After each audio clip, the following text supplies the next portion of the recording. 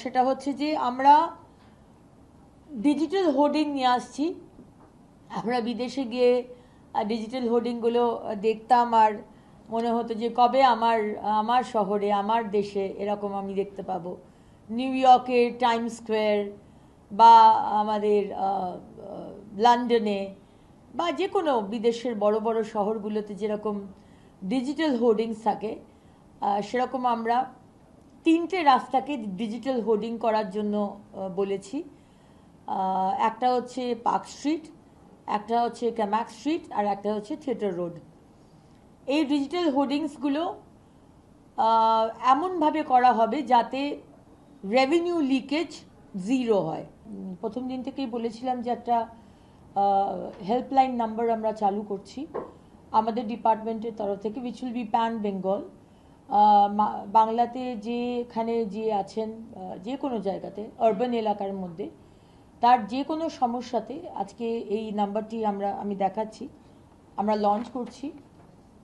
এবং এই নাম্বারটা দিয়ে সকাল 10টা থেকে সন্ধ্যে 7টা অবধি এখন আমরা এটা খোলা রাখছি লাইনটা। পরে আমরা টাইমটা 24 আওয়ার্স করে দেবো।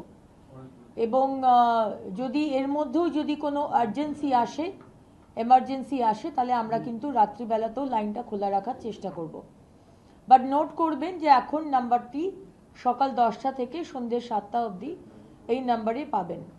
আপনাদের যে কোনো সমস্যা, শুধু আজকের মতো বৃষ্টির জল জমেছে সেটা নয়, ইললিগাল বিল্ডিং হচ্ছে, ডেঙ্গি বাড়ছে, কোনো রকম which is related to urban development and municipal affairs, আপনারা অবশ্যই এই নাম্বারটিতে ফোন করবেন। এবং আমাদের টিম, আপনারা যেখানেই থাকুন, আমাদের টিম কিন্তু আপনাদের এই সমস্যার সমাধান করতে যতটা তাড়াতাড়ি সম্ভব আপনাদের পাশে পৌঁছে যাবে। আমার সেকেন্ড যে বিষয়টি বলার সেটা হচ্ছে আমরা একটা ক্লিনলিনেস ড্রাইভ নিয়েছি। আপনারা জানেন মাননীয় প্রধানমন্ত্রী আগামীকাল আসছেন, পশ্চিমবঙ্গ দিবস আমরা পালন করব এবং 21 তারিখে আন্তর্জাতিক যোগা দিবস, ইন্টারন্যাশনাল যোগা ডে। ওনার আশা নিয়ে আমরা লাস্ট 6 দিন একটা মেজর ক্লিনলিনেস ড্রাইভ আমরা নিয়েছি সারা বাংলা জুড়ে এবং প্রত্যেক স্তরের মানুষ আমাদের সাথে যুক্ত হয়েছে। স্কুলের ছেলেমেয়েরা, কলেজের ছেলেমেয়েরা, বয়স্ক দাদু দিদারা এবং মধ্যবয়সী মানুষ, যারা আমাদের যুব সমাজ, সবাই এগিয়ে এসেছে। সবাই চেষ্টা করছে যে আমাদের কলকাতা এবং আমাদের পশ্চিমবঙ্গকে যদি সুন্দর রাখা যায়। এবং সেই চেষ্টাটাকে আরেকটু এগিয়ে নিয়ে গিয়ে বিভিন্ন রাস্তায় আমরা পেইন্টিং শুরু করেছি। হিন্দিতে রাস্তা আপনারা পরিষ্কার রাখুন, বাংলাতে,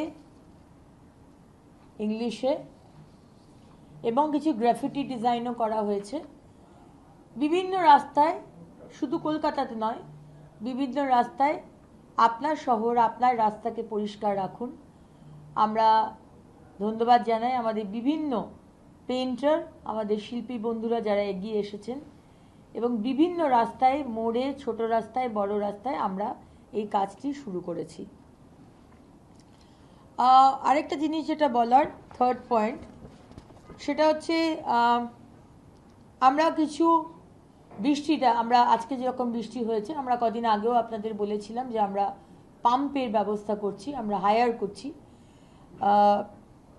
আমাদের 10 হর্স পাওয়ারের পাম্প 34টা আমরা হায়ার করছি এবং আমাদের নিজেদের আছে প্রায় 39টা পাম্প।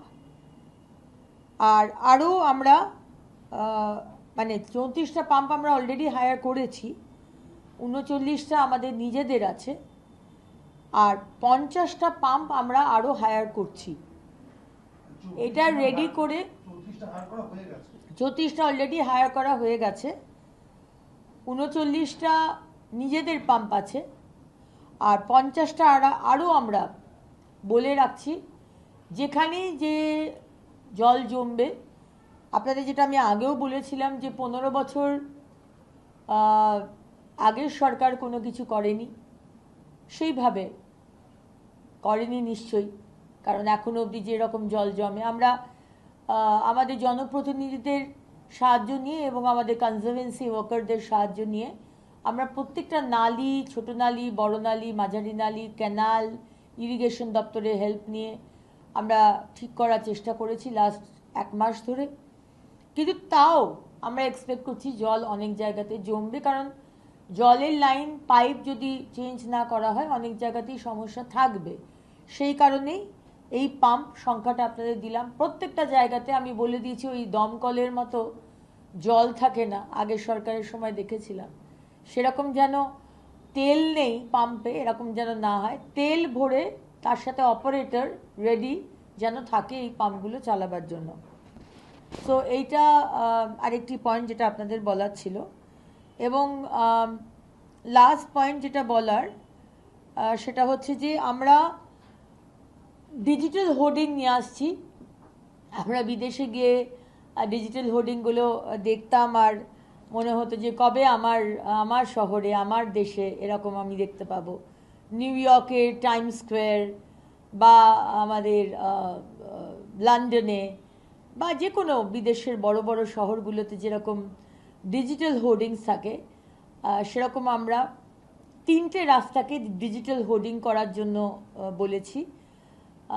একটা হচ্ছে পার্ক স্ট্রিট, একটা হচ্ছে ক্যামাক স্ট্রিট, আর একটা হচ্ছে থিয়েটার রোড। এই ডিজিটাল হোর্ডিংসগুলো এমনভাবে করা হবে যাতে রেভিনিউ লিকেজ 0 হয়। কারণ এখন জায়গায় জায়গায় এক তো সারা শহর অত্যন্ত নোংরা আর খারাপ লাগে, কারণ কোনো ডিজাইন ছাড়া হোর্ডিংগুলো হয়েছে। এখানে একটা হোর্ডিং তো ওখানে ছোট হোর্ডিং, ওখানে মাঝারি হোর্ডিং, ওরকম থাকবে না। পুরো ডিজাইন করে এই 3টে রাস্তাকে ডিজিটাল হোর্ডিং করা হবে। এবং ফার্দার আমরা যেটা করতে চলেছি সেটা হচ্ছে প্ল্যানিং স্টেজে রয়েছে, এটা আমরা খুব তাড়াতাড়ি এক্সিকিউট করব।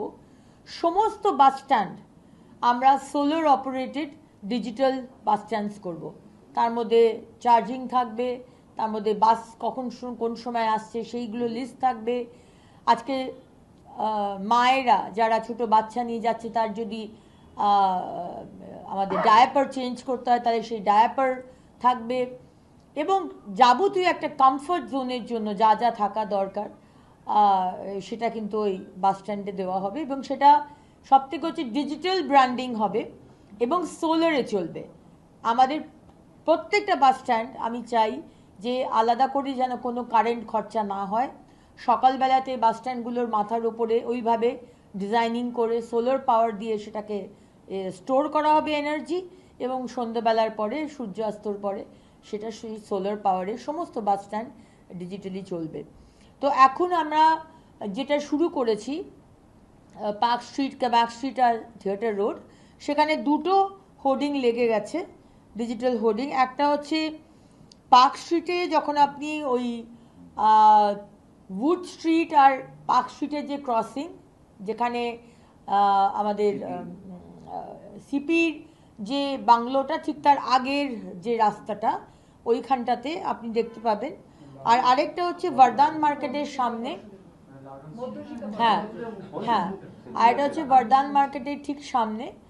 এই দুটো হয়ে গেছে এবং আমি যারা লাগাচ্ছেন সেই ভেন্ডারকে বলা হয়েছে যে শনিবার আর রবিবার এবং কালকে শনিবার কাল রাত্রে এবং রবিবার রাত্রে সেইতে যেন ওয়ার্ল্ড কাপ দেখানো হয়।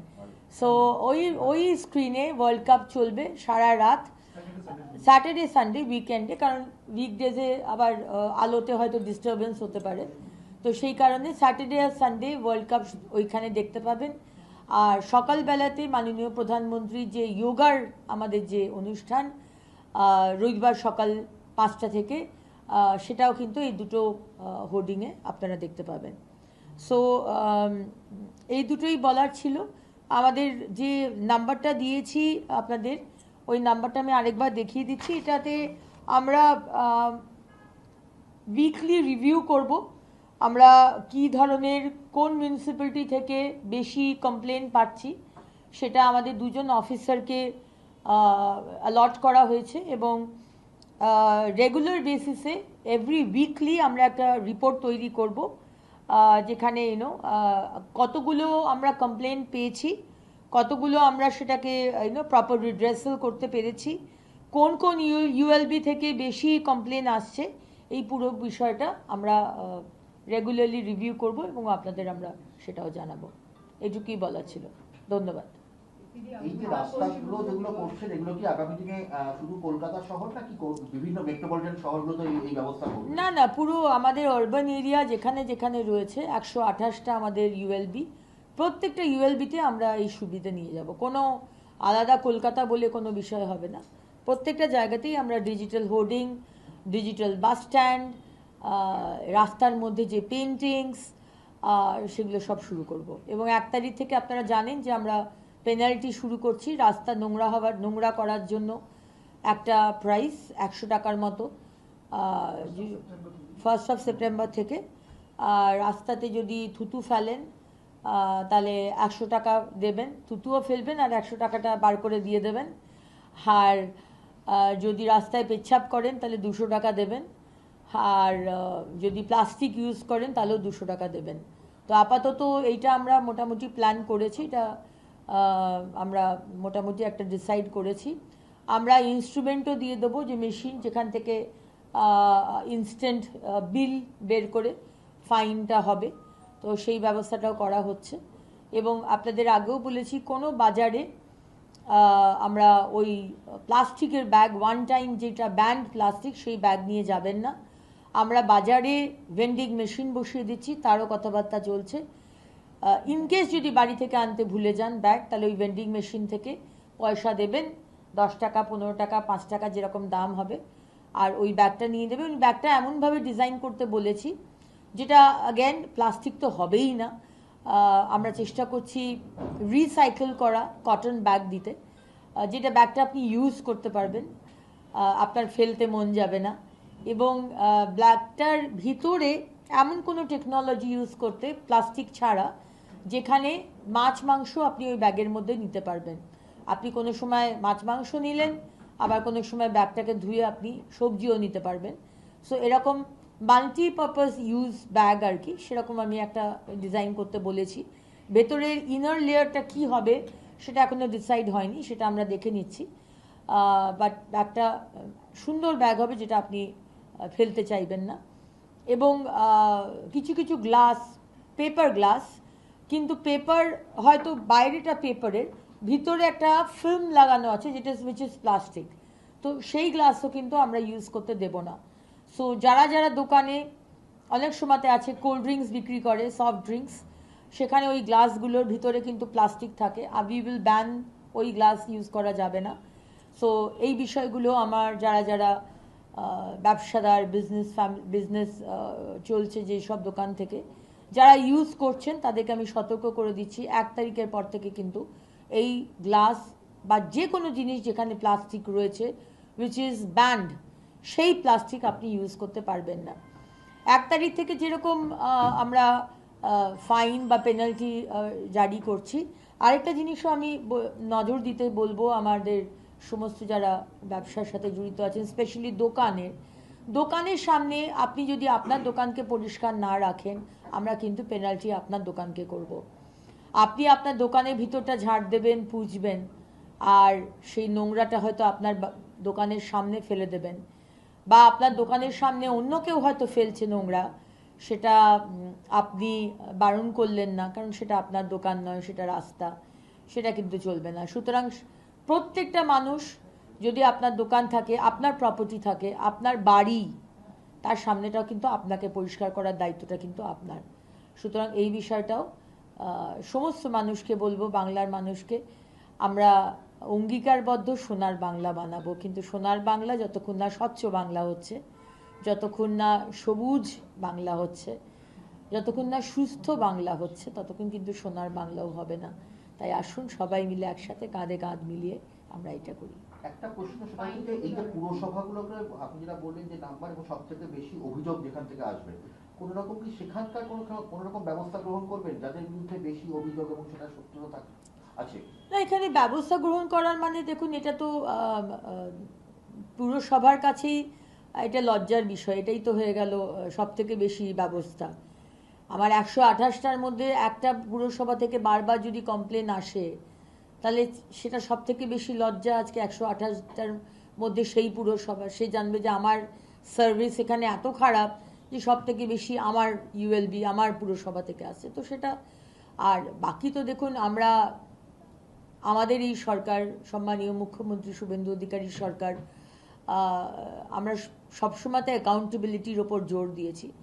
আমি যেরকম আমার চেয়ারটার প্রতি অ্যাকাউন্টেবল, আমার পাবলিকের প্রতি অ্যাকাউন্টেবল, সেরকম ইউএলবিতে যারা কাজ করছেন, নির্মল বন্ধু, নির্মল সাথী থেকে শুরু করে প্রিন্সিপাল সেক্রেটারি অবধি, সবাইকে have to be accountable. So accountability ছাড়া সম্ভব নয় এইখানে, এই সরকারে। You have to be accountable.